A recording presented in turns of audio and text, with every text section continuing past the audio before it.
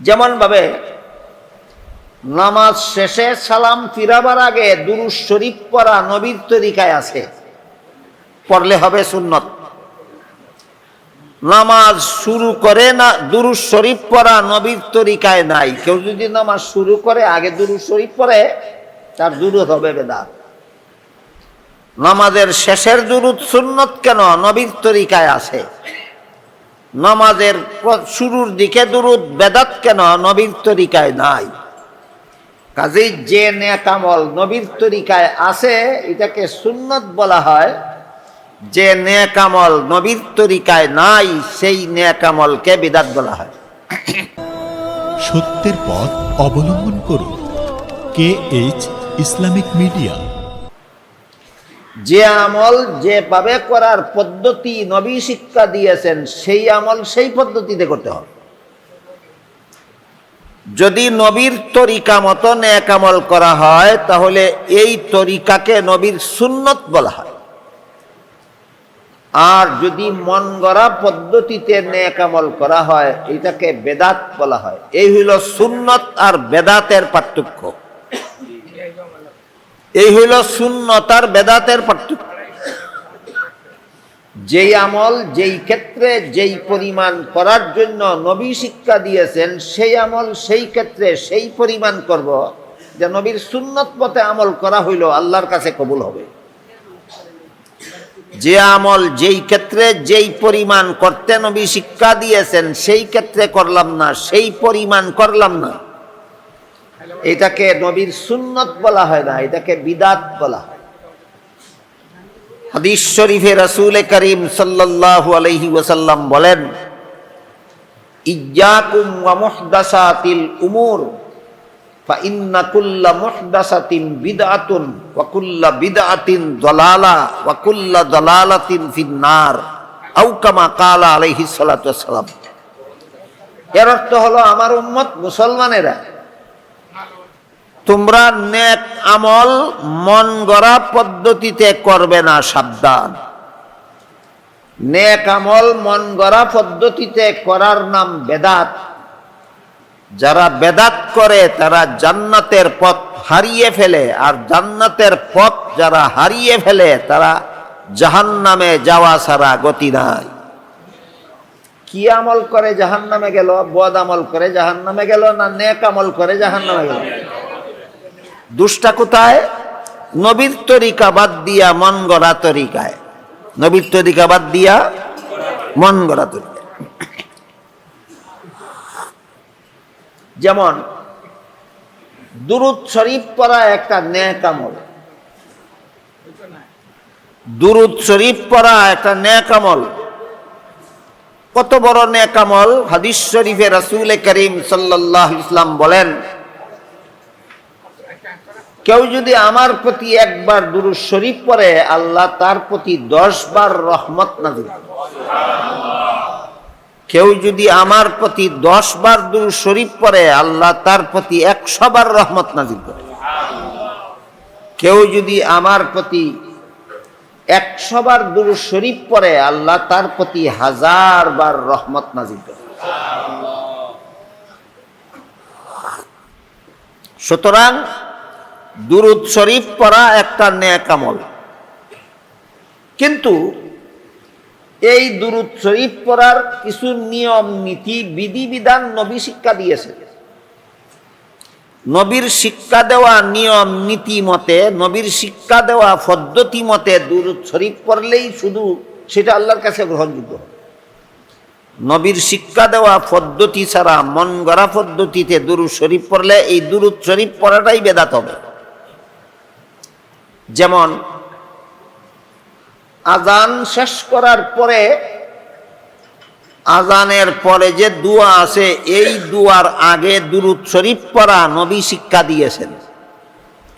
আজান শেষ করার পরে দুরূদ শরীফ পড়বে, তারপরে দোয়া পড়বে, যা নবীর শিক্ষা দেওয়া দুরূদ শরীফ। সুতরাং আজান শেষে দুরূদ শরীফ পড়া যেহেতু নবীর তরিকায় আছে, এই দুরূদ শরীফ পড়া হবে সুন্নত।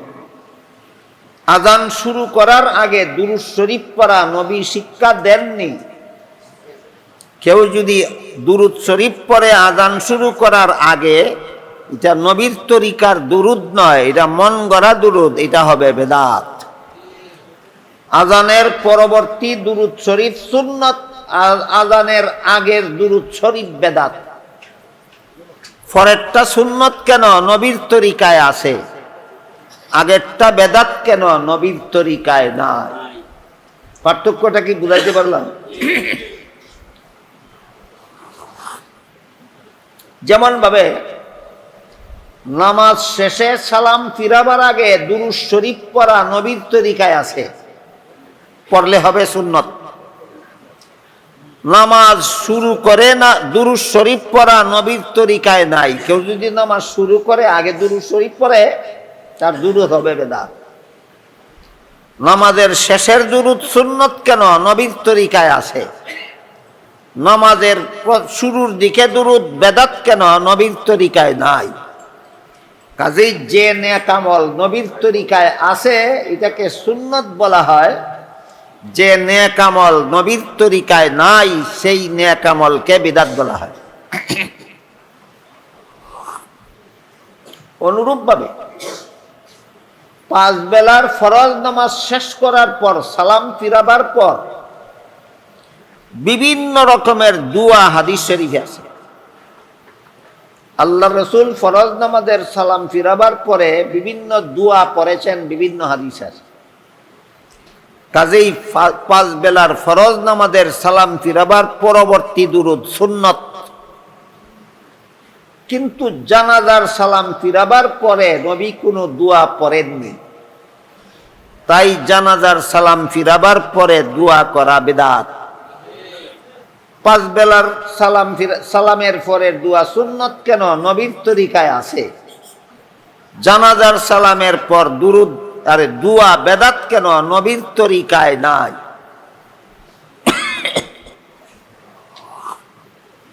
পার্থক্যগুলি আপনাদের পরিষ্কারভাবে না জানা থাকার কারণে যারা সমাজে এই বেদাতগুলি করে তারা কতগুলি যুক্তি দিয়া থাকে। যেহেতু সুন্নত এদের কাছে নাই, এই জন্য এদের কাছে মন গড়া যুক্তি ছাড়া আর কোনো উক্তি নাই। এরা বলে 5 বেলার ফরজ নামাজের সালাম ফিরাবার পরে যদি দুরূদ শরীফ পড়া যায়, জানাজার সালাম ফিরাবার পরে দুরূদ শরীফ পড়া যাবে না কেন? এটা কি হাদিসের কথা না তার যুক্তি? এমন যুক্তিতে যদি নেক আমল করতে হয় তাহলে তো আমি বলবো 5 বেলার নামাজের জমাতের জন্য যদি আজান দেওয়া যায়, জানাজার জমাতের জন্য আজান দেওয়া যাবে না কেন? 5 বেলার নামাজের জমাত শুরু হওয়ার আগে যদি একামত দেওয়া যায়, জানাজার জমাতের জন্য একামত দেওয়া যাবে না কেন? 5 বেলার নামাজে যদি কোরআন তেলাওয়াত করা যায়, জানাজার নামাজে কোরআন তেলাওয়াত করা যাবে না কেন? 5 বেলার নামাজে যদি রুকু করা যায়, জানাজার নামাজে রুকু করা যাবে না কেন?